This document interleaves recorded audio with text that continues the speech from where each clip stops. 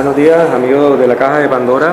Hoy estamos en el Magic International desde Barcelona y contamos con Lady Ruth, una investigadora que nos está trayendo una información muy importante acerca de los Beatles, de Paul McCartney, y que es muy interesante. A ver, Lady Ruth, cuéntanos a todos pues cómo va esta investigación y de qué se trata específicamente. Bueno, pues yo llevo aproximadamente unos 2 años investigando sobre un rumor que comenzó hace ya unos 50, en los años 60, que hablaba de que Paul McCartney, el Beatle Paul McCartney, había sido sustituido por otra persona que desde entonces hasta hoy pues, se ha hecho pasar por él. Entonces yo empecé por simple curiosidad, por ver cómo había surgido el rumor, en qué se basaba esta gente, y he llegado a encontrar informes científicos y todo tipo de evidencias que apuntan a que es totalmente cierto, a que aquí ha habido un fraude de proporciones astronómicas y que incluso puede que haya una trama detrás bastante seria.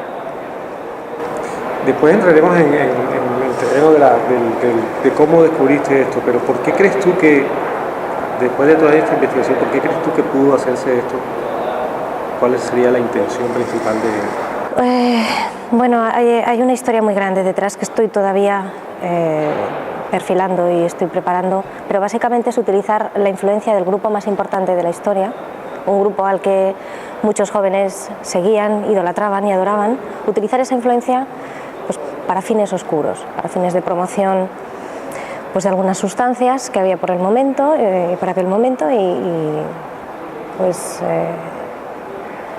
claro, la figura de Paul McCartney era muy carismática y muy importante dentro del grupo. Cuando tú descubriste esto que dices, comenzaste hace 2 años a emprender esta investigación, ¿qué fue lo primero que te enganchó? ¿Por dónde empezó la inquietud? ¿Qué te despertó la curiosidad? ¿Y cómo comenzaste a atar cabos y cuál es la información que más puedes compartir que te haya llamado mucho la atención? Bueno, pues una persona Beatlemaníaca, porque vivió en la época de los Beatles, que además es músico, me dijo una vez que no comprendía qué es lo que podía haberle pasado a Paul McCartney, que había dado un cambio muy grande, y él se refería principalmente al tema musical, al talento compositivo, a la forma de interpretar. Y yo por curiosidad pues dije, voy a ver vídeos de los Beatles, voy a centrarme en Paul, a ver qué cambio es este que me comenta esta persona, que para mí es muy importante además.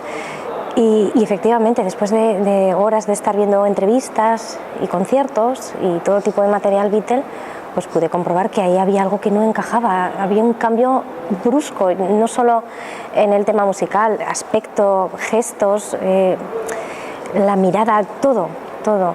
Y bueno, ya una vez que yo por intuición me di cuenta de que es verdad que ahí había algo importante, buscando en la red di con las teorías de Paul is Dead, porque es algo que está muy extendido, como ya he dicho, empezó hace muchos años y hoy en día está todavía muy en boga.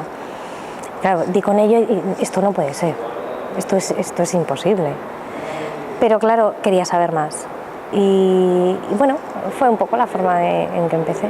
Di con un informe forense muy importante que se hizo apenas hace 5 años, en base a fotografías de Paul antes y después del 66, pues 2 profesionales, 2 forenses italianos llegaron a la conclusión de que había discrepancias muy grandes que indicaban que tenían que ser 2 personas distintas. Es decir, claro, eso ya se salía de lo que era la rumorología de Internet, porque ya había habido profesionales serios que, intentando además desmentir este rumor, habían llegado a la conclusión de que era cierto. Y eso fue lo que me dio ya el empuje definitivo para decir, bueno, pues yo aquí tengo que desentrañar toda esta historia y saber lo que ha pasado y demostrarlo, claro. Como fan de los Beatles, además, porque yo en un momento dado me sentí engañada también y dolida, ¿no? Porque... A mí me llamó mucho la atención el tema de la simbología en las carátulas. ¿Qué puedes compartir de qué has visto tú en ese aspecto? Bueno, hay mucha desinformación también sobre este tema, porque claro, tanta gente queriendo ver pistas, queriendo confirmar la sospecha, pues en cualquier detalle, hasta en las hojas de los árboles de la portada de Abbey Road, ha creído ver una sombra o una figura. Pero yo creo que efectivamente está ahí, este elemento está ahí, sobre todo por John Lennon. Cuando uno investiga mucho a una persona, ve cómo hablaba, ve cómo sentía, la acaba conociendo un poco. Sabemos que era una persona muy irónica, muy compleja, muy complicada también, que era muy dado a inventar mundos fantásticos. Su libro favorito era Alicia en el País de las Maravillas, que le gustaba jugar también, y de alguna manera todo eso que él tenía dentro, porque estaba ocultando una verdad, no debemos olvidarlo, pues le dio salida colocando algunas pistas, colocando indicios, ¿no? Era una especie entre broma ácida, broma irónica y una forma de sentirse mejor, ¿no? Es decir, bueno, pues voy a ir dejando aquí miguitas a ver si alguien las sigue. Y además eso lo tenemos a lo largo de toda la historia de los Beatles y de John Lennon en particular, no solo en portadas, en las canciones también, en mensajes al revés, que es algo que está demostrado, que no es un mito que se pongan mensajes al revés en las canciones. Está reconocido esa técnica oficialmente, por los Beatles incluso. Sí, sí. Hay varios vídeos en que reconocen que se utilizaba a modo experimental, ¿no? En las canciones, cuando las escuchas normal, no solamente en backwards, al revés, también notas sentimientos ahí y crítica y muchos mensajes. Entonces, claro, es que estamos hablando de personas que de alguna manera se vieron obligadas a callar una verdad y no hacían más que darle salida de alguna forma. ¿Cómo crees tú cómo se ha llegado tú a investigar el tema de la familia de Paul? ¿Cómo podría manejarse ese aspecto? Bueno, Paul tenía a su padre, Jim, y a su hermano, Mike, no tenía madre. Yo creo que hubo un poco de amenaza, quizá, o un poco también porque claro, estamos hablando de Paul, que era el Beatle más carismático, el más querido de todos. Se ha dicho que quizás si los fans hubieran sabido que había muerto, pues hubiera habido una oleada de suicidios. Es posible que a la familia le vendieran aquello como una forma de evitar un mal mayor, o con un punto de patriotismo, ¿no? Pues usted comprenda que esto tiene que ser así. Lo que sí que es verdad es que a este señor, a Jim McCartney, le vemos un cambio tremendo en las fotografías a partir de 1966, ya no solo de actitud, porque era un señor muy serio, muy circunspecto, el típico caballero inglés, que luego de repente lo vemos como ido, como con una sonrisa tonta, como si no fuera él mismo, y también poco a poco más delgado, más demacrado, hasta que apenas 7-8 años después muere muy enfermo ya. Eso es de momento lo que hemos podido averiguar. Y el hermano de Paul, pues bueno, ha hecho 2 o 3 entrevistas, pero tampoco es que haya salido demasiado en público. Correcto. En cuanto a lo del accidente, ¿hay algún indicio de que pueda haber sido provocado? Del supuesto accidente no hay indicio alguno. Los que hablaron de accidente se basaron en 2 o 3 pistas, frases en canciones y también en la portada de un álbum en concreto, del Sgt. Pepper's. Pero yo creo que están equivocados, porque crear toda una teoría de un accidente de tráfico en base a una frase de una canción, que además sabemos que estaba dedicada a otra persona que había muerto, conocida, Tara Brown, lo veré un error. Es muy difícil creer, por lógica, que si alguien ha sido sustituido por un doble no perfecto, pero muy bueno, no puede haber sido de un día para otro, no puede haber sido una cuestión accidental. Oye, ahora se accidenta, ha muerto, pues bueno, mañana ya tenemos un doble. Además, la gente que habla del accidente está hablando del día 9 de noviembre del 66 por la pista esta que te comento de Sgt. Pepper's, que hay unos números en el bombo que parece ser que apuntan a esa fecha. Sin embargo, tenemos imágenes ya del sustituto en octubre. Es decir, la fecha de la muerte ya no puede ser esa que manejan los de la teoría del accidente, tiene que ser anterior. Tenemos que estar hablando de septiembre o principios de octubre. Y luego lo que te comento, ya por lógica, semejante maquinaria puesta en marcha para ocultar una muerte, para sustituir a esta persona por otra. Desde el primer momento, además, es difícil creer que fuera por motivo de accidente. Además que esta mentira ha continuado después. Se ha hecho de todo, se han manipulado fotografías, se han manipulado vídeos, cosas que hemos demostrado además. Entonces, aquí tiene que haber algo más. No una persona que va con su coche, se pega un golpe, muere y, ay, pues no, yo creo que hay algo más. Ahí me toca hacer bueno, las preguntas un poco, o sea, incómodas, ¿no? ¿Cuál sería para ti, cómo crees tú que fue que sucedió esto? La intención de quienes organizaron esto profundamente, ya lo comentaste un poco sobre la manipulación de las masas, sí. Pero también la parte del grupo, del resto de los componentes, cómo se prestaron para esto y para qué, con el objetivo de tener un beneficio en fama, en dinero. Todo esto es muy oscuro, ¿no? Y sí hay cosas que indican que los resultados por la muerte de John, por el intento de asesinato de Harrison, demuestran que sí hay una factura por todas estas acciones. ¿Crees tú que hay algo en esto? ¿Qué piensas tú de esto? En concreto de la muerte de John Lennon y de George Harrison. Sí, y cómo se pudo el grupo gestionar este cambio de personaje y por qué. Bueno, el grupo no le dieron otra opción. Yo creo que no le dieron otra opción y que tampoco les contaron la verdad en un primer momento. Fue John Lennon el que, investigando por su cuenta, acabó descubriendo la trama que había detrás. Y yo lo sé por él mismo, o sea, es decir, yo me baso siempre en las entrevistas que hay de ellos y en los hechos y en la cronología. Intento especular poco y basarme en lo que hay. Él, en la última entrevista antes de morir, dijo: debemos agradecerle a la CIA y al ejército el que hayan creado el LSD para controlar a la juventud. Él lo dijo. De lo primero que hace el supuesto sustituto cuando llega a los Beatles es aparecer en una entrevista él solo y reconocer abiertamente el uso del LSD en los Beatles. Algo que además el resto se quedan patidifusos porque oficialmente Paul McCartney nunca había tomado LSD, siempre habían sido John Lennon y George Harrison los que además le habían insistido y él se había negado porque era algo que no le atraía. Claro, yo ahí empecé a atar cabos y a ver conexiones. Entonces, yo creo que en un primer momento a ellos no les dijeron esto es por el LSD, esto es por manipular a la juventud. No, simplemente dijeron, mira, aquí es lo que hay. Por está muerto y vamos a hacer esto. Os guste o no. Cada uno se lo toma a su manera, claro.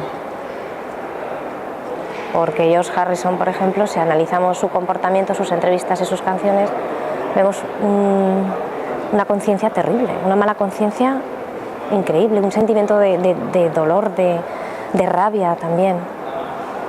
Y luego, por esto mismo, que al principio no sabían lo que pasaba, al principio aceptaron bien a la persona que vino nueva, pero luego, si analizamos la película Let It Be, por ejemplo, vemos que hay tensión, que hay rabia. Siempre se nos ha vendido que había unos problemas de negocios ahí, que si el manager Alan Klein, que si ahí había cuestiones de dinero. Pero si analizas, es que estamos hablando de la banda más importante de la historia, entonces tenemos material, vamos, a saco, vídeos, de todo. Es cuestión de analizarlos. Entonces hubo tensión, hubo culpa, hubo muchas cosas que se pueden apreciar a simple vista, además. ¿Qué esperas tú después de toda esta investigación? ¿Cuál es tu meta? ¿Tú tienes algún objetivo de esta información? Sí, yo lo que quiero es que esto primero se sepa, que haya cada vez más gente, porque una cosa sí es cierta, cuando la gente escucha esto por primera vez está incrédula, no cree que pueda ser. Una vez que ya se adentran, se dan cuenta de que es verdad. Yo creo que se den cuenta de que nos han engañado, en concreto con este tema, pero para que de aquí demos otro paso más y nos demos cuenta de que en el mundo hay mucho fraude y nos están engañando. Hay gente que me dice, ¿cómo es posible que hayan podido ocultar semejante mentira durante tantísimo tiempo? Y yo les digo, ¿y qué otras conspiraciones? ¿Y qué otros no se han ocultado a la vista de todos? Que estamos hartos de ver películas y documentales de la muerte de Kennedy, por ejemplo. la bala mágica, un 80% de americanos creyéndose en los años 60 que una bala podía rebotar. Es decir, la verdad está ahí. Lo que pasa es que la gente no la ve y yo quiero ayudarles y quiero demostrarles que esto es verdad. Sí. Y por supuesto también eso por un lado, pero por otro lado para hacerle justicia también a Paul McCartney, porque yo he sido siempre fan de Paul McCartney y aprecio el talento que tenía musical y cómo era como persona y creo que no se le está haciendo justicia, porque esta persona que hay después, por carácter, por talento y por muchas otras cosas que ha hecho, pues no le está haciendo justicia. Y si es cierto lo que yo digo, estamos hablando de un muchacho de 24 años al que se le quitó de en medio por objetivos egoístas, injustos, y al que no se le va a recordar por lo que hizo. Porque además percibimos, todos en mi grupo de investigación percibimos que se está intentando hacer olvidar la persona que era, el talento que tenía, claro, para favorecer la mentira. Entonces esos son un poco mis dos objetivos. Me parece muy bonito tú.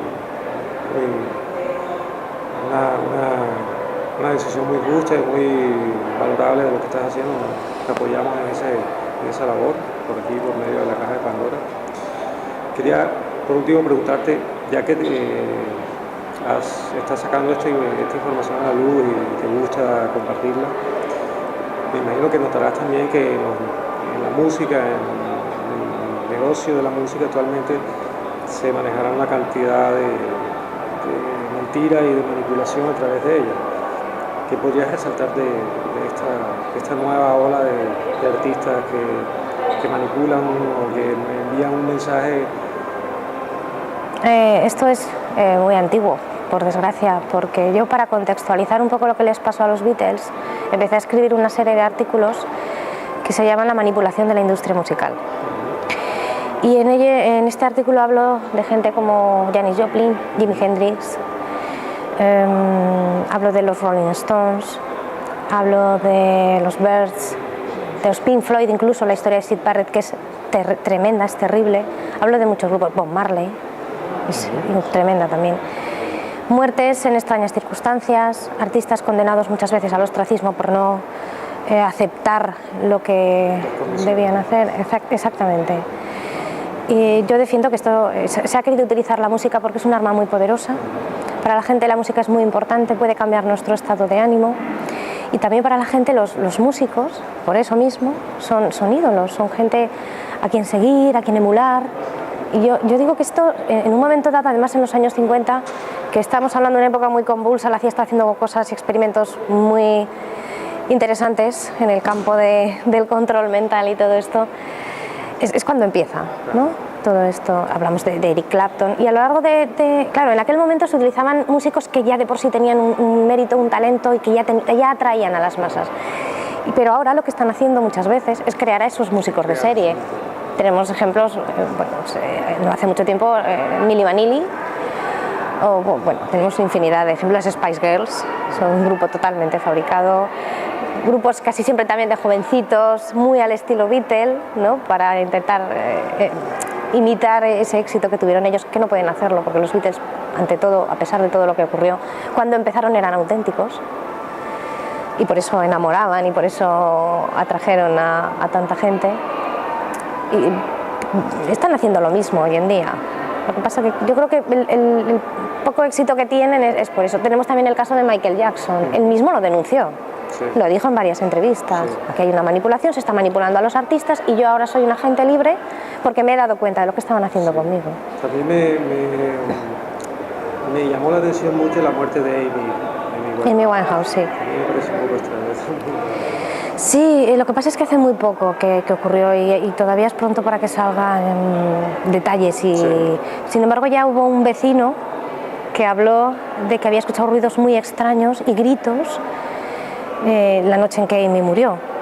Además, se habló de una cantidad de alcohol tremenda, tremenda. Es imposible que alguien tenga esa cantidad de alcohol en la sangre y no haya entrado en coma antes de continuar bebiendo. Y según alguna información habían dicho que ella había dejado de beber. Sí. Y que había tenido un despertar muy profundo y bueno, sí. Teniendo mucha información. Sí. Amy Winehouse, por cierto, pertenece al Club de los 27, que es un tema muy interesante. Escribí un artículo sobre todos aquellos artistas que habían muerto. Son muchos, ¿eh? Sí. Sí, sí. No sabemos si es una casualidad. Yo no creo mucho en casualidades en este asunto. No hay causalidades. Sí, sí, sí. Pues Lady Ruth, muchas gracias por compartir esta información. Si quieres añadir algo, si quieres contarnos algo más aquí a los amigos de la Caja de Pandora. Bueno, simplemente que mis artículos y mi investigación está ahí, es pública, para que la pueda ver cualquiera. ¿En dónde estás? ¿Tienes alguna web? Tengo, sí, en mi perfil de Facebook. Están todos los artículos en la sección de notas. Le pondremos el dato para sí. que la gente pueda... Y bueno, está abierto a todo el mundo que quiera venir y comentar y saber un poquito más de esta historia, porque de verdad he escrito más de 60, he tocado un poco todos los aspectos, todas las dudas que ahora mismo estarán surgiendo a la gente, yo ya las he tenido y las he analizado y las he respondido.